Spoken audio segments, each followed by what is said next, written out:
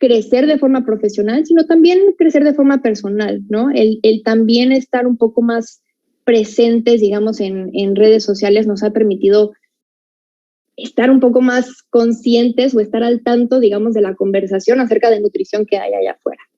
Entonces, eso es lo que hago, digamos, en parte de mi trabajo. Y esta estrellita que ven aquí es no tanto sobre mis estudios, no tanto sobre mi trabajo, es un poco más sobre mí. Y es algo que me apasiona mucho en relación a la nutrición. Y es la parte de psiconutrición y la educación nutricional con un modelo de coaching. A mí me llama muchísimo la atención toda la parte de enseñar, de cambios de conducta, de hábitos, de ver a la nutrición de forma muchísimo más integral y tener un enfoque que va más hacia la salud y hacia el bienestar en general. Entonces, bueno, ya entrando un poco más en el tema, vamos a platicar un poco sobre la evolución en la consulta de nutrición. Yo cuando estaba en la carrera, yo ahorita tengo 28 años y cuando terminé la carrera, si no me equivoco, tenía 22, 23 años más o menos. Y el concepto de consulta de nutrición o la forma en la que se daba la consulta de nutrición era un poco diferente a lo que ya está empezando a hacer ahora. Yo cuando empecé y cuando estaba estudiando, pues la consulta de nutrición, digamos, tenía como ciertas características, enfocándome un poco más en la parte de consulta de nutrición privada, consulta privada, tenía como ciertas características. Estaba enfocada en promover la salud, digamos, pero también se promovía la salud, digamos, con un enfoque hacia la pérdida de peso. Se tomaban el IMC, el índice de masa corporal, y el peso como indicadores principales de no solamente el estado de salud, sino también del progreso, ¿no? Entonces, digamos que se seguían ciertos pasos, tú ibas a consulta de nutrición, te hacían tus mediciones, te hacían tu recordatorio de 24 horas, tu historia clínica, y entonces tú salías de la consulta de nutrición muy contento con tu plan de alimentación, perfectamente calculado, las calorías, los macronutrientes. De hecho, justamente cuando yo empecé la carrera, decidí ir a consulta con una nutrióloga, porque yo realmente no sabía a qué me quería dedicar. Yo sabía que me gustaba la nutrición, pero no sabía realmente a qué me quería dedicar. Y quise tener la experiencia completa de tener una consulta de nutrición, ¿no? Quería ver más o menos cómo era la experiencia de ir a consulta. Entonces fui con una nutrióloga y también me di un poco cuenta que coincidían muchas cosas con las que veía en clase, ¿no? Que te hacían tus mediciones, te pesaban, los nutrimentos. Y justamente esta imagen que ven aquí, que es una fruta, creo que me parece que es una mandarina, una manzana, pero es una fruta, y tiene alrededor una cinta métrica. Justamente esa imagen salió yo cuando estaba haciendo esta presentación, que quise ponerle un poco de imagen para darle un poco más de color. Cuando encontré esta imagen, fue la primera imagen que me salió cuando yo busqué nutritionist o dietitian. No me acuerdo bien qué palabra puse, pero el punto es que yo usé la palabra refiriéndome como a nutricionistas o nutriólogos y me salió esta imagen. Entonces, incluso también el concepto, digamos, de un nutriólogo, pues el hecho de que salga una imagen así, digamos que da cierta información, ¿no? Expresa ciertas cosas. Pero ¿qué ha pasado? Que a lo largo del tiempo y a lo largo de estos últimos años, cada vez se han escuchado más conceptos, se han cuestionado más cosas, se han encontrado nuevas cosas, hay más información y muchas veces para los nutriólogos, sobre todo los que estamos más o menos cercanos a esta generación, puede a lo mejor ser un poco frustrante, ¿no? Porque sales de la carrera, digamos, con cierta formación, con cierta información, y de repente empiezas a ver que hay nuevos conceptos, que hay cosas que tú no habías aprendido. Yo en lo personal no tuve clase de alimentación intuitiva o no tuve clases de mindful eating o de comer con conciencia.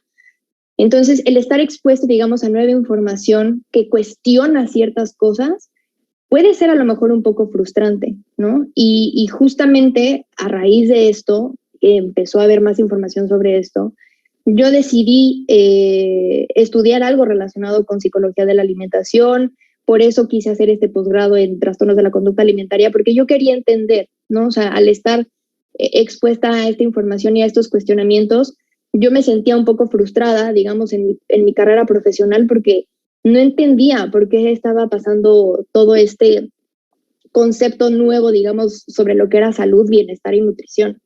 Entonces, cada vez, algo que sí es...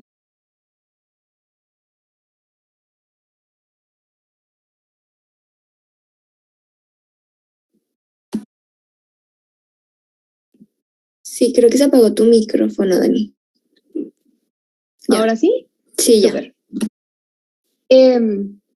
Cada vez hay más información y cada vez es más fácil de encontrar. Y probablemente por eso también hay más información, porque realmente ya es muy fácil y podemos tener disponible toda la información que nosotros queramos. Entonces, ¿de qué manera nosotros podríamos mantener, digamos, este balance? ¿No? Es cierto que la nutrición es una ciencia que va evolucionando como cualquier otra ciencia. Y a lo mejor nosotros que, digamos, tenemos cierto enfoque y cierta filosofía, a lo mejor no necesariamente cuando sale algo nuevo tenemos que cambiar completamente nuestro enfoque y nuestra carrera, pero sí creo que podemos tomar de todos los descubrimientos y de todos los nuevos conceptos que haya, podemos tomar lo que más, digamos, coincida con nuestra filosofía, coincida con nuestros valores y coincida con nuestra forma de trabajar, ¿no? Y algo que sí, sin duda, y estoy segura, es que un interés común entre todos los profesionales de la salud, se dediquen a lo que se dediquen, es esta parte de ayudar, ¿no? Esta parte de contribuir, ayudar a las personas para que mejoren su salud, ¿no? Para que tengan una mejor calidad de vida, para que tengan una vida más plena. Entonces, estos nuevos cuestionamientos pueden ser unos retos, sin duda, para todos los profesionales, porque requiere cuestionarse también, requiere investigar, requiere aprender, requiere aplicar, pero también puede ser una gran oportunidad de seguir creciendo, ¿no? Es algo, a mí me parece increíble porque al final no hay manera de que te estanques. Siempre puedes aprender algo, siempre van a seguir surgiendo cosas, entonces se puede ver como una nueva oportunidad para construir una carrera muchísimo más completa. Y así como la nutrición puede ir evolucionando y se pueden ir encontrando nuevas cosas, también tu forma de trabajar, tu forma de tratar con las personas, si tú das consulta privada o consulta grupal, también puede ir evolucionando, ¿no? Y puede irse construyendo para tener un enfoque muchísimo más allá de lo que a lo mejor habíamos aprendido al principio. Entonces, ¿de qué manera podríamos construir una consulta enfocada en el bienestar integral? Hay muchas herramientas y yo ahora les voy a compartir algunas que a mí son las que más impacto me han dejado o las que más me han ayudado, pero hay muchas y seguramente seguirán habiendo más. Así que, primero que nada, conocer a tu paciente como persona. ¿Qué quiere decir esto? Muchas veces llegan los pacientes a consulta y automáticamente ya les queremos hacer la historia clínica perfecta, pregunta, ¿cómo comes? ¿Cuánto comes? Descríbeme tu estilo de vida. Y aunque no lo creamos, el poder conectar con nuestros pacientes de forma personal también nos dice mucho acerca de su estilo de vida y de su historial acerca de todos los hábitos que ha adoptado durante toda su vida, ¿no? Entonces, poder conocer a tu paciente como persona es algo súper importante para justamente encontrar de dónde podemos partir, hacia dónde podemos ir y de qué manera puedes ayudarlo de la mejor forma, ¿no? Preguntar cómo se describe su personalidad, ¿no? ¿Cuáles son sus hobbies? ¿Con qué actividades se relaja? ¿Qué actividades hace, por ejemplo, de autocuidado? Esta es una pregunta que siempre hago en consulta y muchas veces se quedan pensando como, esto no era algo que yo pensaba que me iba a preguntar la nutrióloga, pero ok, y ya están tomando un poco de conciencia hacia cómo se cuidan, cómo es ese autocuidado para ellos. ¿Qué valores considera importantes, ¿no? ¿Cómo llegó a ti? ¿Cómo llegó a tu consulta? ¿Y qué espera de empezar este camino junto contigo, ¿no? ¿Cuál es el acompañamiento que espera que le des? Ahora, después, desmenuzar el objetivo que tiene en mente, ¿no? Muchas veces el objetivo puede ser a lo mejor, bueno, quiero bajar de peso. Ok, perfecto. pero siempre se puede desmenuzar y se puede cambiar a lo mejor un poco la perspectiva. No quiere decir que bajar de peso sea algo malo o sea algo que no podamos o que podamos negar, digamos, porque es completamente válido querer mejorar composición corporal, querer bajar de peso, es válido. Pero creo que es importante saber siempre la motivación detrás, ¿no? Preguntarle cuál es su intención. Y ojo aquí, porque cuando hacemos este tipo de preguntas, hay una diferencia entre tener curiosidad a hacer una pregunta, digamos, a modo de juicio. Entonces, aquí el juicio no existe, aquí el juicio no es algo que va a existir, pero sí, digamos, podemos tener esta curiosidad para preguntar, ok, este objetivo que tú tienes, ¿cuál es la motivación detrás? ¿Para qué te gustaría bajar de peso? ¿No? Y una vez que ya tengamos y ya desmenucemos, digamos, la intención, ya podemos también darle a esta persona nuevas perspectivas, ¿no? Identificar objetivos que vayan muchísimo más allá del objetivo que a lo mejor está planteando, ¿no? Y identificar objetivos en modo de hábitos o conductas. Realmente algo que sí es cierto es que un objetivo para bajar de peso no es algo que esté 100% ni en tu control como profesional de la salud, como nutriólogo, ni en el control de la persona, ¿no? Ustedes saben que van a haber muchos factores que van a estar implicados en esto, pero ¿qué sí puede estar en el control de este paciente? Bueno, conductas, hábitos, pequeños, no tienen que ser tan complicados, pueden ser hábitos pequeños, pero que sí pueden ir mejorando, que van a estar en el control de la persona y que van a poder ser modificables, ¿no? Un ejemplo muy claro, bueno, a ver, ¿qué hábito te hace sentir bien? ¿Con qué hábito sientes que te sientes con más energía? Bueno, pues a mí me gusta, no sé, me gusta caminar, perfecto. Entonces vamos a ponernos una meta y vamos a ver que el objetivo de estos meses, la meta sea o el objetivo sea a nivel de la caminata. Vamos a salir a caminar, tú dime cuántas veces a la semana podría ser fácil para ti o que pueda ser de una forma realista, factible, y vamos a ir progresando en esta parte, ¿no? Y ya a lo mejor el objetivo de bajar de peso, mejorar composición corporal, podrá ser a lo mejor un efecto secundario de todos estos hábitos, pero ya el enfoque es diferente. Y también los indicadores y los beneficios van a sentirse de forma diferente, van a sentirse, no se van a ver, ¿no? Podemos encontrar indicadores que puedan medir el progreso, pero a nivel de sensación, ¿no? A raíz de que tú, siguiendo con el ejemplo de la caminata, a raíz de que tú empezaste a caminar todas las tardes, 20 minutos, ¿cómo te has sentido? ¿Qué has notado diferente? Bueno, me siento con más energía, me siento un poco más ligero, me siento menos estresado. Buenísimo. Ya empieza a cambiar un poco el enfoque. Ya no es tan pesocentrista, sino que ya va muchísimo más allá. Ya puede ir más ligado hacia un bienestar, ¿no? La cultura de la dieta báscula también, hablando y siguiendo un poco la línea de los indicadores, hay mucha cultura entre dieta y báscula, ¿no? Digamos que la báscula se piensa que es como una recompensa, ¿no? Yo voy a mi nutriólogo, me manda una dieta, yo sigo la dieta y mi recompensa es la báscula, ¿no? La forma en la que yo puedo ver que algo hice bien o algo hice mal, o incluso la confianza que tengo en mí mismo, es con lo que dice la báscula, ¿no? La persona ansía esa recompensa, quiere ir a pesarse, ¿no? Y a veces ese ciclo, digamos, puede no tener, digamos, los mejores resultados, ¿no? Entonces, si empezamos a cambiar esto y empezamos a inculcar hábitos y cambios de conducta para que consigan sentirse bien sin recurrir a una motivación externa como recompensa, entonces todo este proceso puede ser muchísimo más eficiente, ¿no? La báscula es una gran herramienta y se puede usar sin duda, pero siempre y cuando sea como un complemento, como una parte para medir el progreso, ¿no? Pero sí tomar en cuenta y reconocer otras formas que pueden de igual forma medir el progreso, pero que sea una motivación un poquito más allá, más hacia el bienestar. Proceso de aprendizaje y desaprendizaje. También algo muy, muy, muy importante. Llegamos a veces, como pacientes, con esta idea de que para cambiar hábitos, para mejorar la salud, para lograr cierto objetivo a nivel de nutrición, a nivel de alimentación, tiene que ser rápido. tiene que haber, digamos, un paso A, paso B, paso C, resultados, y es un proceso rápido, que no me toma tanto tiempo, solamente se requiere fuerza de voluntad.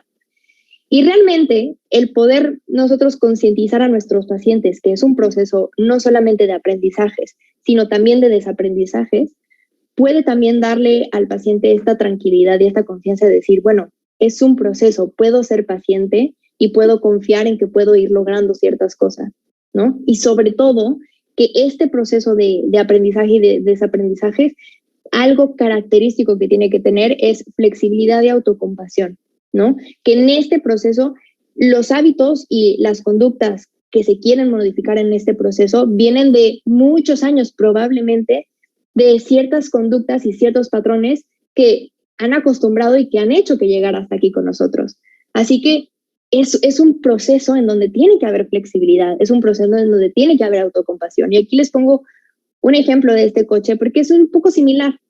Tú cuando quieres empezar a manejar, para manejar bien, bueno, pues no tienes que tomar un coche y al siguiente día ya manejas perfecto. Es un proceso y tienes que aprender las partes del coche, tienes que aprender las velocidades, tienes que aprender sobre el reglamento de tránsito, tienes que aprender, tienes que ponerlo en práctica, tienes que manejar en algunas calles, tienes que estacionarte en algunos lugares y probablemente algunas veces vayas a chocar. Probablemente algunas veces te vayas a estacionar mal. Es un proceso. Entonces lo mismo pasa, pero el trabajar también con esta flexibilidad, con esta compasión, con esta paciencia, puede hacer también que el propio paciente empiece a ver nuevas perspectivas y justamente se empiece a enfocar en otros aspectos independientemente del objetivo físico a lo que estábamos acostumbrados. Ahora, protagonistas de la historia. El protagonista es el paciente. Generalmente en consulta tradicional, no estoy diciendo que todos, no quiero generalizar tampoco, pero algunas veces en consulta se suele ver al nutriólogo o al médico como esta figura, digamos, autoritaria. Ellos son los expertos, ellos me dicen qué hacer, yo nada más sigo indicaciones, ¿no? Y ahora realmente, en realidad el trabajo es un poco de dos, ¿no? Tú como profesional de la salud, como nutriólogo, lo acompañas en este proceso, acompañas a la persona y lo guías hacia mejores hábitos, ¿no? Pero realmente el protagonista de la historia es el paciente. Entonces, promover esa participación activa me refiero a que uno reflexione el paciente, ¿no? Es decir, que reflexione acerca de cómo fueron sus hábitos, cómo fueron sus conductas y cómo llegó hacia ti, ¿no? Que tenga conciencia de cuáles fueron sus hábitos anteriores, de cuál ha sido su historial y de cómo todo esto ha hecho que llegara hasta aquí, ¿no? Que también proponga soluciones. Que tú le preguntes, bueno, ¿y qué has hecho antes que te ha funcionado? Conociéndote tú, digamos, como persona, ¿qué has hecho antes que te ha funcionado? ¿No? Que también pueda pensar el propio paciente en soluciones, en cosas que para esa persona serían fáciles. Que también tomara decisiones, ¿no? No solamente que reflexionara, sino que también se involucrara en este proceso, ¿no? ¿Cómo podría tomar decisiones? Bueno, pues a lo mejor si en tu consulta utilizas planes de alimentación y quieres darle su plan de alimentación a tu paciente, bueno, pues de qué forma podríamos armar un plan de alimentación juntos. Yo como nutrióloga sé, digamos, la parte de alimentación, la parte de nutrición, pero mi paciente sabe y es el experto de su vida. Entonces, ¿de qué manera podemos trabajar en conjunto, estar al mismo nivel para que él pueda tomar decisiones y yo poco a poco lo vaya acompañando? Y esto de tomar decisiones también le ayuda justamente a algo que queremos lograr, que es la confianza en sí mismo, ¿no? El que él pueda tener las herramientas que podamos nosotros empoderarlo para que diga, oye, yo sí puedo lograr cambios, no hay nada malo en mí, yo realmente puedo lograr un cambio, ¿no? Puedo mejorar. Sí, necesito guía, necesito acompañamiento, pero no voy a depender de esto toda mi vida, ¿no? Puedo hacerlo solo, me siento con confianza. Y tener sobre todo una escucha activa completa, ¿no? Al momento de estar con nuestro paciente, digamos, en ese mismo momento, tener una escucha activa completa. ¿Qué quiere decir esto? Que no solamente nosotros escuchemos lo que quiere decir nuestro paciente, sino que también podamos ver cómo son sus emociones, cómo es su lenguaje corporal, los silencios, ¿no? Que muchas veces también esta parte de la escucha activa tiene mucho que ver con los silencios. A veces hacemos preguntas y nuestro paciente a lo mejor puede pensar, ching, tengo que responder, no sé, podemos hacer esos silencios cómodos, ¿no? Que la persona se siente en confianza cuando está con nosotros, ¿no? Porque no vamos a ser alguien que los va a regañar, no vamos a ser alguien que les va a imponer cosas, no vamos a ser, estamos aquí para ayudarlos, para acompañarlos, para guiarlos. Entonces, el simple hecho de que no solamente, como les decía al principio, podamos conocerlo como persona, sino que también cuando estén con nosotros se sientan en confianza y tengan la confianza en nosotros para que nosotros los guiemos a mejorar sus hábitos, eso es parte, digamos, de esta escucha activa.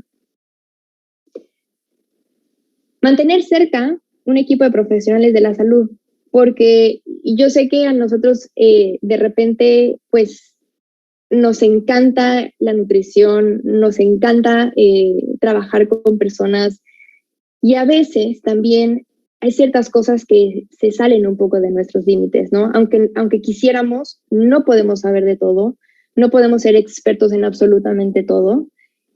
Y puede ser muy frustrante cuando tú sabes que a lo mejor ya tu paciente necesita otros profesionales de la salud que lo acompañen y tú no puedes hacer nada, ¿no? Sé que puede ser un poco frustrante, pero el simple hecho de tener un equipo de profesionales de la salud que puedan tener contacto contigo, que puedan trabajar a lo mejor como mancuerna, eso también es parte, digamos, de una consulta que esté enfocada en el bienestar integral, porque es muchísimo más eficiente, más ético y más fácil para ti decir, bueno, yo puedo apoyarte con esto, pero hay ciertos profesionales que están enfocados en esto, entonces podemos tener un tratamiento integral, ¿no? Y se pueden alcanzar, ¿no? También ayudamos a que el paciente no pierda la esperanza, ¿no? Aunque tengamos nuestros límites y tengamos que saber dónde fijarlos, podemos hacer que el paciente no pierda la esperanza porque va a tener un equipo con quien contar, ¿no? Empatía, calidez humana, ¿no? No nos podemos olvidar que al final nosotros podemos ser grandes profesionales, podemos tener muchísimos estudios, maestrías, doctorados. Al final conectamos con nuestros pacientes como personas. Entonces, el poder tener esta empatía, el poder mantener esta calidez humana, es algo que es importantísimo en todo el proceso y en todo el tratamiento de nuestro paciente, ¿no? En esta consulta es algo clave. Y por último, también nosotros proponer nuevos temas de conversación a la hora de que estamos en consulta, ¿no? Muchos pacientes que probablemente nos visitarán, ya han ido con otros nutrólogos, ya han tenido otras experiencias, ¿no? Entonces, probablemente ya tengan ciertos conocimientos alrededor de nutrición. Y eso no solamente por experiencias con otros profesionales, sino también por toda la información a la que estamos expuestas. Entonces, probablemente sus niveles de conocimientos en torno a nutrición ya estén en niveles un poco más arriba de los básicos. Entonces, podemos nosotros también proponer nuevos temas que estén enfocados justo a este bienestar integral. Por ejemplo, tal vez de porciones y de macronutrientes ya tienen todo clarísimo. Vamos a ver ahora propiedades de alimentos, ¿no? A lo mejor puede llegar un paciente y te puede decir, no, bueno, es que yo la verdad no como mango porque el mango tiene mucho azúcar y realmente, pues, esto lo tengo prohibido. Yo sé que no debo comerlo. Bueno, entonces vamos a enfocarnos, ¿qué te parece?, a las propiedades de la fruta. Vamos a ver qué es todo lo bueno que nos puede dar la fruta, ¿no? Recomendaciones en alimentos económicos. Muchas personas también, no, es que yo, la verdad, me cuesta mucho trabajo cambiar mis hábitos porque no tengo alimentos disponibles, sé que es muy caro comer saludable, sé que no hay opciones que sean económicas. Bueno, vamos a descubrirlo juntos. Vamos a ver qué sustituciones o qué alimentos podrían tener las mismas funciones y vamos a mantenernos dentro de un presupuesto. No hay ningún problema. Se puede, ¿no? O sea, también darle esta esperanza y tocar diferentes temas. Las preparaciones, sazonar con diferentes especias, involucrarte un poquito más en la preparación, preguntarte de dónde vienen mis alimentos, cómo fue todo este proceso, cómo puedo elegir algo más fresco, cómo puedo elegir, qué diferencia hay, ¿no? Pero que también no solamente se encarguen de, ok, tengo que comer esto, me lo como en ciertas porciones. No. Vamos a involucrarnos en todo el proceso. ¿Qué es comer para ti? ¿No? Que sea todo un ritual, ¿no? Y aquí también, hablando de un poco de ritual, el comer y cocinar con plenitud y conciencia, que yo sé que Kim es súper experta en este tema, el mindful eating, ¿no? Que haya plenitud, que haya conciencia, no solamente cuando comemos, sino también cuando cocinamos, desde el momento en el que compramos nuestros ingredientes. Pero son temas diferentes que a lo mejor los pacientes que llegan con nosotros no han visto, ¿no? Porque a lo mejor nos hemos enfocado mucho en calorías, en macronutrientes, en porciones. Hay muchas cosas que podemos aprender y podemos sacarle muchísimo provecho. Y por último, funciones de los alimentos, funciones de la alimentación, ¿no? Y ahora les quiero mostrar esta pirámide que probablemente muchos de ustedes hayan visto, hayan conocido, a lo mejor no, pero es una pirámide que me gusta mucho. Esta pirámide es parte de una guía que hizo el Centro de Intervención Clínica del gobierno de Australia y se llama The Real Food Pyramid y se refiere a Recovery from Eating Disorders for Life. Entonces, esta es una guía como parte del tratamiento de los trastornos alimentarios y a mí me gusta mucho en particular esta pirámide porque reconoce muy bien la parte social y la parte de las funciones de la alimentación. No necesariamente tenemos que usar esta pirámide en nuestras consultas, pero creo que sí, a lo mejor nos puede dar un poco de perspectiva para poder enseñar esta parte a nuestros pacientes, ¿no? Entonces, si se fijan, en la base de la pirámide, bueno, pues tenemos diferentes grupos de alimentos, tenemos algunas, no porciones recomendadas, sino, digamos, frecuencias recomendadas. Tenemos el agua, digamos, tenemos diferentes tipos de alimentos. Si se fijan en los carbohidratos, bueno, pues tenemos desde pasta, papa, aquí tenemos algo que parece cereal, un arroz. Tenemos también la parte de las nueces y las semillas, más o menos cada cuánto se recomienda incluir. Se enfocan también mucho en las vitaminas. No hay tanto como de calorías o, digamos, porciones como tal, pero se enfocan en la parte nutritiva, ¿no? En qué te aportan, cómo te puede añadir esto a tu alimentación. Y la parte que más me gusta es la parte que viene arriba, que es la parte social y la parte de diversión de la comida, ¿no? Que sin duda la alimentación pues va a tener una función, sí, la que nosotros conocemos, que es la función energética, la función de nutrición, pero también tiene una parte muy importante que se nos suele olvidar, que es la parte social, que es la parte cultural, ¿no? El que tú puedas ir a un evento, que puedas convivir con tus amigos, que puedas convivir con tu familia y que puedan festejar con algún alimento, independientemente de su valor nutrimental o independientemente de lo que aporte, que cumpla con esta función, ¿no? De convivir y de socializar. Entonces, esta guía en particular me gusta mucho porque justamente reconoce que es un proceso y que la alimentación no solamente va a tener estas funciones de nutrir, es algo importantísimo y es algo que puede contribuir muchísimo en la vida de una persona, pero también reconoce otras funciones, que al final esto, pues como pueden ver, puede ir un poco más ligado hacia el bienestar. No solamente tener, digamos, esta nutrición, sino también un poco más hacia la salud integral. El tomar en cuenta otros factores, como la familia, como los amigos, como la diversión. Entonces, esta pirámide a mí se me hace muy interesante y bueno, es la que se usa un poco como parte del tratamiento y de las recomendaciones. Entonces, bueno, ya un poco como concluyendo, creo que cuando queda claro, digamos, que la alimentación y la nutrición forman parte de todo un ecosistema y sobre todo cuando le hacemos ver a nuestros pacientes que su alimentación y su nutrición no están aislados, digamos, a todo lo que pasa en su vida, que forma parte de y que puede contribuir a que tengan una mejor calidad de vida, pero tomando en cuenta todos los factores, creo que es algo que aunque nosotros tengamos, digamos, una intervención a nivel de alimentación, realmente puede tener un impacto en todos los otros niveles. Entonces, les quiero dejar un poco de referencias. Son algunos recursos muy interesantes, hay artículos muy interesantes sobre todo este enfoque hacia el bienestar integral. Si quieren, aquí del lado derecho, abajo, está mi correo.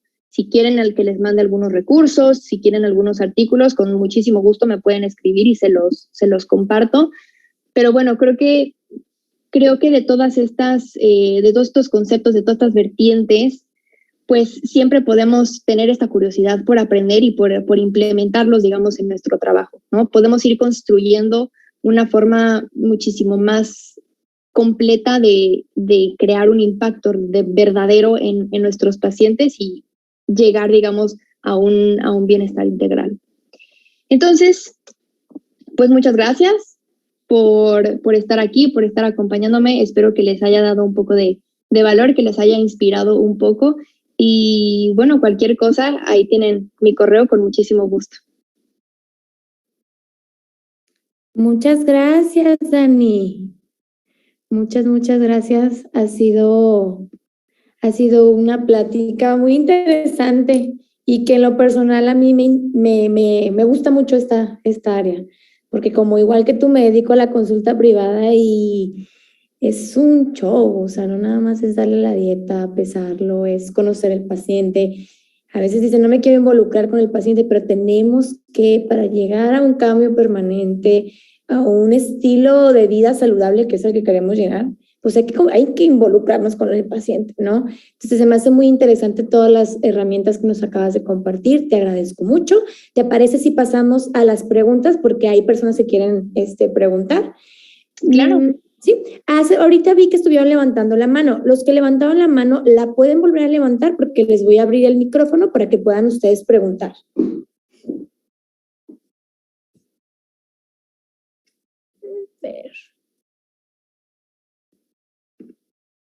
A ver, los que estaban levantando la mano, regrésenla.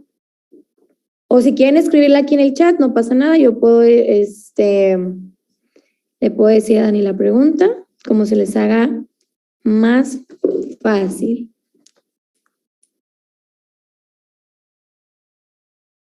Chicos.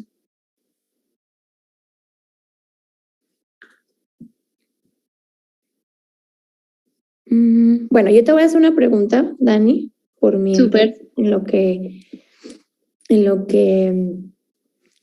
ellos empiezan a preguntar.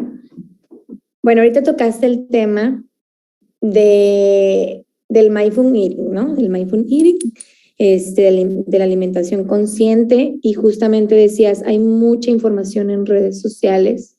¿Cómo le haces específicamente para que sepan? Digo, no podemos mandar en las cuentas que ellos siguen o en las cuentas de donde sacan la información, pero ¿cómo les quitas ese ganche para que no estén constantemente buscando?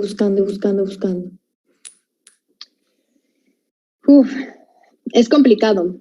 Es complicado porque al final, pues justo como dices, realmente en redes sociales, pues no tienes el control de todo lo que una persona puede seguir, ¿no? Y a lo mejor puede ir aprendiendo diferentes cosas que no necesariamente le van a hacer bien, pero realmente es algo que no está dentro de tu control. Entonces creo que si tú te enfocas, digamos, como en ir compartiendo y ser constante en compartir la filosofía que tú buscas o que se alinea, digamos, contigo, creo que de esa forma pues puedes empezar a crear, digamos, un poco más comunidad, ¿no? A lo mejor van a empezar a llegar personas que puedan escucharte, porque probablemente por una vez que lo digas o por una vez que tú compartas, digamos, tu filosofía, a lo mejor 3 personas podrán escucharte, pero si tú constantemente estás compartiendo la forma en la que tú ves la nutrición, poco a poco van a ir personas que van a ir escuchándote un poquito más.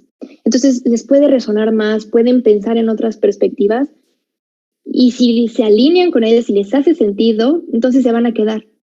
Y ya eso poco a poco pues van a ir contándole a sus amigos, contándole a sus familiares, con quien tengan temas de alimentación y de nutrición.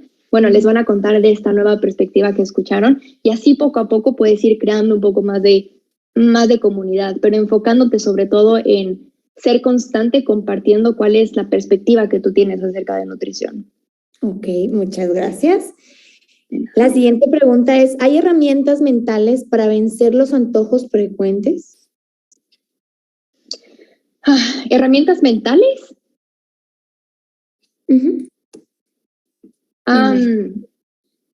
Herramientas mentales, bueno, pues honestamente no estoy segura, o sea, ¿qué te refieres con herramientas mentales? Pero bueno, los antojos pueden venir de muchos factores. Entonces, pues realmente para saber cuál sería la mejor forma de aterrizar ese antojo o de gestionar, digamos, ese antojo, pues tendría que hacerse una evaluación previa para poder ver y atacarlo de la mejor forma, ¿no? A lo mejor ese antojo puede venir de, sí, una parte nutricional, a lo mejor de alguna deficiencia, a lo mejor no solamente deficiencia calórica, sino deficiencia de algún nutrimento. Si es más parte, digamos, emocional, hay herramientas, digamos, de gestión emocional, pero siempre ya, digamos, ese campo es con un psicólogo o con un, digamos, un psicoterapeuta que esté enfocado en relación con la comida, con imagen corporal, que tenga, digamos, como ese enfoque. Pero herramientas mentales como tal sería solamente eso. Ok. La siguiente pregunta es, ¿cómo recomiendas elaborar tus historias clínicas de seguimiento para las consultas subsecuentes? ¿Cómo ejemplos de preguntas indispensables que debemos hacer? Hay ocasiones en las que la participación activa del paciente es un poco complicada, ya que no surge o no son respuestas breves. Exacto, sí, totalmente. Creo que poco a poco, esto lo vas aprendiendo un poco con la práctica, no se da al principio y creo que es importante desde el principio poder mantener o promover sobre todo esta confianza, ¿no? Al final, muchas veces los pacientes o las personas llegan un poco con miedo, ¿no? Un poco con incertidumbre de, no sé qué esperar, qué me va a decir la nutrióloga que estoy haciendo mal o el nutriólogo. Entonces, el poder crear esta confianza, pues al final esa persona llega a ti porque tomó la decisión, porque confía y porque está esperando a ver cómo puede mejorar. Entonces, cuando llega a tu consulta, siempre puedes empezar de forma muy amena, no necesariamente tiene que ser muy formal. Nosotros como profesionales de la salud y como científicos, es normal que se nos dé un poco esta parte formal y de, ¿sí me explico? Es digamos, un poco nuestro perfil por dedicarnos a algo relacionado con la ciencia. Pero como les dije, al final los pacientes conectan mucho con esta parte humana y con esta parte real sobre ti. Entonces, recibirlo para que tenga confianza y empezar a preguntarle un poco sobre su vida, ¿no? Y a lo mejor un formato no de pregunta-respuesta, sino que sea un formato de conversación. ¿Cómo has estado? ¿Cómo te ha ido? Bueno, pues cuéntame qué haces por aquí. Intentar hacer, esto sí es un poco más de formato, pero sí intentar hacer preguntas que sean abiertas, ¿no? Van a haber, claro, unas preguntas que serán preguntas cerradas, no sé, ¿fumas o no fumas? Pero sí hay muchas preguntas que podemos hacer, digamos, que sean abiertas, que el paciente tenga la confianza de contarte todo. Yo a veces les pregunto, por ejemplo, a ver, cuéntame cómo describirías tu personalidad. ¿Cómo te consideras? Yo quiero conocer más sobre ti. Y entonces, poco a poco, consulta con consulta, vas construyendo también esa relación, ¿no? Y cada vez hay más confianza. Muchas veces es como si hicieras un amigo nuevo. A lo mejor la primera vez que se ven, pues no hay tanta confianza o hay tanta conexión. Puede haber conexión, pero ya conforme se van viendo más veces, conforme van conviviendo más veces, bueno, pues esa relación se va fortaleciendo. Entonces pasa lo mismo. En cada consulta puedes ir creando más confianza y poco a poco se puede ir soltando más el paciente. Y van a haber diferentes personalidades. A lo mejor algunas personalidades no serán tan abiertas como de platicar, algunas sí, pero poco a poco puedes ir identificando más a tus pacientes y puedes ir conociéndolos más de esa forma. Muchas gracias, Dani. Y ya la última pregunta, porque ya está nuestro próximo ponente aquí. ¿Cómo involucras a tus pacientes en este camino de la alimentación intuitiva? ¿Cuáles son las estrategias que más te han funcionado? Yo en consulta intento hacer no solamente, trabajo con planes de alimentación, creo que sí son una parte muy importante, sobre todo en el proceso de aprendizaje, también para tener un poco de estructura, para tener organización, pero sí poco a poco yo lo que les voy explicando a los pacientes es que al final no pueden perder la conexión o la sintonía con sus señales fisiológicas. Es decir, no sirve de nada que una persona siga una dieta si al final eso va a requerir que bloquee, digamos, sus señales de hambre o sus señales de saciedad, ¿no? Entonces, siempre, como les dije, la nutrición forma parte de un ecosistema, ¿no? Y también el hecho de comer, el acto de comer, tiene que estar relacionado un poco con qué tanta hambre siento, cómo me siento cuando tengo hambre, cómo puedo describir esa sensación. También cuando estoy saciada, ¿cómo puedo describir esa saciedad? Entonces, también el enfoque también va cambiando un poco de esa manera, ¿no? Puedes ir creando guías o herramientas que a ti en lo personal te funcionen, investigando un poco la teoría y demás, pero herramientas que también no solamente le ayuden a la persona a tener recetas o ideas o comer de cierta forma, sino que también le ayuden a ser un poco más consciente y a reconectar con esas señales fisiológicas, ¿no? Con el hambre, con la saciedad, con los antojos, con el estado de ánimo, con el disfrute cuando come. Hay varias herramientas, pero sí, puedes justamente trabajar en esa parte de conexión con sensaciones. Ok, muchas gracias, Dani. Bueno, te voy a hacer llegar y te voy ahorita en este momento a presentar nuestro reconocimiento, nuestro diploma. Y todas las preguntas que faltan, ya nos dejó aquí la licenciada todos sus datos, se pueden comunicar con ella, pueden seguirla en redes sociales para que vean toda la información que tiene. Y pues, a nombre del Colegio de Nutriólogos de La Laguna, te otorgamos el siguiente reconocimiento por tu participación como el ponente en el segundo Congreso Internacional de Nutrición Integral con el tema Herramientas para una consulta enfocada en bienestar integral. Hoy, 28 de enero, te agradecemos muchísimo, de verdad, muchas gracias, te mandamos un abrazo muy fuerte hasta allá y esperamos que pronto podamos volver a coincidir. Muchísimas gracias. Muchas gracias. Qué honor de verdad. Y muchas gracias a todos por compartir este espacio conmigo. Sigan disfrutando de todas las demás conferencias. Gracias, un abrazote fuerte. Y bueno, un abrazo. Bye. Voy a cederle el micrófono a la licenciada Claudia Calderón.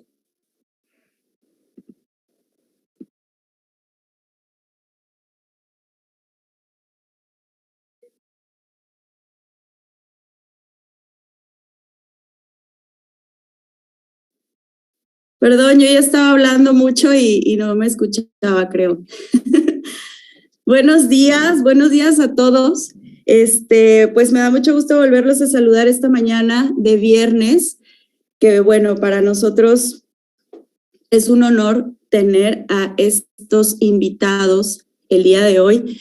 Y pues para continuar con nuestro programa, hoy me complace mucho presentarles a un ponente que en lo personal dentro del colegio nos da muchísimo gusto y honor poderles traer personas como usted, doctor. Nos llena de emoción y nos llena de emoción es la palabra, porque seguimos su trabajo desde acá y nos encanta pues que esté aquí presente para podernos seguir enseñando. Nosotros estamos hambrientos de conocimiento y pues de antemano gracias por estar aquí. Él es reclutado por el Sansom Diabetes Research Institute en Santa Bárbara, California, con el rango de Senior Scientist for Obesity and Diabetes Research. Estuvo laborando por más de 15 años como investigador de base del Texas Biomedical Research Institute y del US National Primate Research Center en San Antonio, Texas, con los cuales conserva su adscripción como Adjunct Professor. Se encuentra desarrollando protocolos de investigación relacionados con las bases biológicas del metabolismo postprandial, terapia genética no viral en obesidad y diabetes, estudios en replicación viral y metabolismo celular. Bienvenido, le damos la más cordial bienvenida al doctor Raúl Bastarrachea. Buenos días, Claudia. Doctor. Gracias, ¿se me escucha bien? Se escucha perfecto. Muy bien, pues ya con tu permiso de Chair, Claudia, voy a tratar de poner mi rehearse time. Entiendo que tengo alrededor de 50 minutos. Vamos a tratar de aprovecharlos. ¿Se ve bien la transparencia? Sí, se ve todo muy bien. Correcto. Entonces, déjame sacar más mi laser pointer. Y aquí estoy. Bueno, pues en estos 50 minutos, como bien indicó la maestra Claudia Calderón, estamos muy contentos de estar aquí con los nutriólogos de La Laguna en este segundo Congreso Internacional de Nutrición Integral. Muy amable por la invitación, Claudia y colegas. Aquí en Santa Bárbara es muy temprano, pero pues estamos al pie del cañón. Mi tema hoy se va a enfocar a lo que es el concepto de salud metabólica y el enfoque es tejido adiposo disfuncional, que de alguna manera son las grandes corrientes que hay.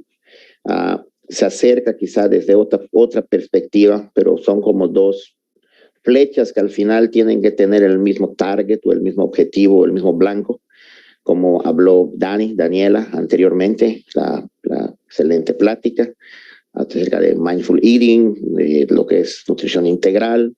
Y pues esto quizá viene a explicar un poquito el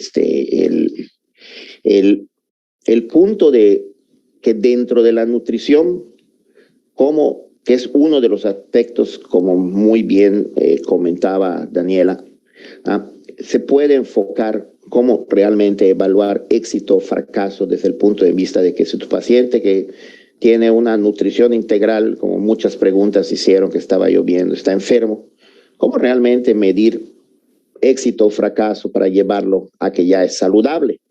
Y empiezan a surgir para esto, quizá lo principal es, todos estamos preocupados, detectar muy temprano quién va a tener riesgo cardiovascular mucho antes de lo convencional que es ahorita, de que pues de alguna manera esté elevados triglicéridos, que tenga una cintura de más de 100, que tenga elevada su glucosa, lo más común que tenga alta su presión, lo más común los 4 caballos del apocalipsis que tenemos muy en cuenta en la consulta, tanto en nutrición como en la consulta médica.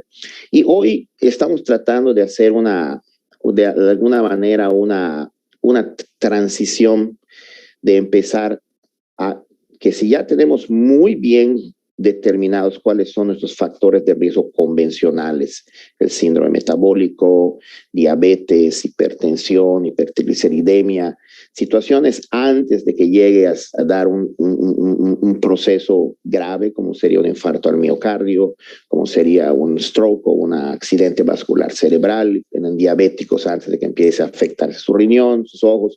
Tenemos que empezar a buscar para muy temprano evitar que ni siquiera empiecen a tener estos factores de riesgo, factores no tradicionales o no convencionales, que hablan de una biología molecular que está explicando la traducción a una fisiología y una fisiopatología, que es importante que todo personal biomédico, médico, en nutrición que atiende a estos pacientes sepa y esté pues de una manera acostumbrado a manejar.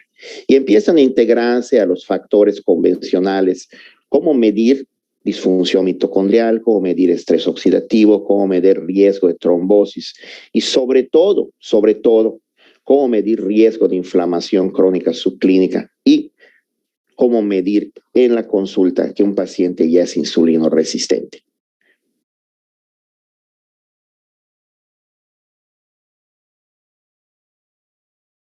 Cuando nosotros tenemos asentando con la primera transparencia estas bases de la transición, tenemos que empezar a entendernos por qué existe ahorita esta corriente de salud metabólica y factores de riesgo no convencionales, porque vienen muy fuertemente de un estudios muy sólidos de biología molecular y que se asientan al hablar de salud metabólica y salud no metabólica, el que ya está enfermo, tiene diabetes, tiene infarto, tiene hipertrigliceridad, llámenles como quieran, todo lo que vemos desde el punto de vista metabólico, enfermedades metabólicas que ustedes enfrentan todos los días en la práctica clínica, son altamente prevalentes, complejas, comunes en nuestra civilización, nada saludable y pues toda terrible como la tenemos hoy por sus estilos de vida, ¿no? Su génesis está en una expansión saludable o no saludable del tejido adiposo. Y esta expansión saludable hacia una expansión no saludable del tejido adiposo tiene su base como el disparador en pues tendencias genéticas que son pues los que van a condicionar que una persona, independientemente de su acumulación de grasa, de acuerdo a sus factores permisivos que da esa tendencia genética, tengan umbrales que les hacen llegar más o menos rápido a pues una expansión no saludable de grasa. Y esto pasa por un pleito que existe en este maravilloso tejido adiposo desde el punto de vista de fisiología que todos ustedes conocen muy bien, que cuando comemos, su función primordial antes de su función hormonal o endocrina es acumular grasa para que pues en estos depósitos de grasa el que no tenga comida suficiente, para eso fue hecho el tejido adiposo, pues pueda aguantar más, llegar a buscar una fuente de alimentación para que de alguna manera pues no se muera y no se muera la especie humana. O sea, nuestra grasa es el instinto de conservación de la especie humana, como pasó con nuestros antepasados, los cavernícolas, que pues vivían en un medio ambiente altamente hostil y pudieron sobrevivir. O tenían que caminar para buscar comida y tenían que estar comiendo raíces y verduras antes de llegar a su fuente o cuando tenían la suerte de cazar un mamut o algo así. Y esto habla de cómo el hambre los impulsaba a caminar, la fuerza del hambre para buscar alimentos y sobrevivir y continuar la especie a pesar del medio hostil. Y esto lo lograban pues los que desafortunadamente del camino no se quedaban porque tenían una tendencia genética, un factor permisivo que les permitía almacenar más grasita que los otros dentro de su pobre pues y escasa alimentación, y tenían una expansión del tejido adiposo suficiente para llegar a sus fuentes de alimentación. Hoy en día pues las fuentes de alimentación son inmensas, ¿no? Pues solo vas y cruzas y llegas a un 7-Eleven y te empacas refrescos, sándwiches, sabritas, lo que tú quieras y ya tienes tu fuente de alimentación favorable y que va dándole al tejido adiposo lo que es su función primordial, almacenar grasa, porque empieza a pensar, tenemos comida que aprovechar, hay que llenar nuestras repletaciones. Y entonces cuando esto empieza a pasar y estamos comiendo de más y de más conforme van pasando los años de la adolescencia a la etapa adulta, a la vejez, y vamos acumulando grasa, nuestra tendencia genética nos tiene un